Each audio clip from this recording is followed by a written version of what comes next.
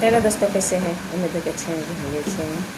तो आप देख सकते हैं आज मेरे घर क्या बनी जा रहा है, आप लोग को दिखा रहे हैं। वीडियो में बने रहे आप सब, दिखा रहे हैं आप सबको।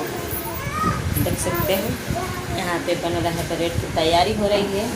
और देख सकते हैं ये लड़की कैसे ब्रेड मैं बोली कि अच्छे से भर हाथ से लगा के, तो बोले कि आके तुम ही बना। बताइए, तो अपने से कोई ऐसे बात करता है?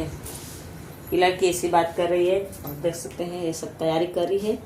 और मैं वीडियो बनाने लगी तो पीछे हट गई। ठीक है, तो कौन कौन को आप लोग के ब्रेड पसंद है, आप लोग कमेंट बॉक्स में बताना। मुझे तो बहुत पसंद है, हम लोग बना रहे हैं। हम नहीं बना रहे हैं, बने बने हम खाएंगे। आप लोग को भी खाना है तो कमेंट बॉक्स में बताइए। देख सकते हैं ये नौकरानी है मेरी, बनाई थी। ठीक है, मिलते हैं नेक्स्ट वीडियो में। बाय।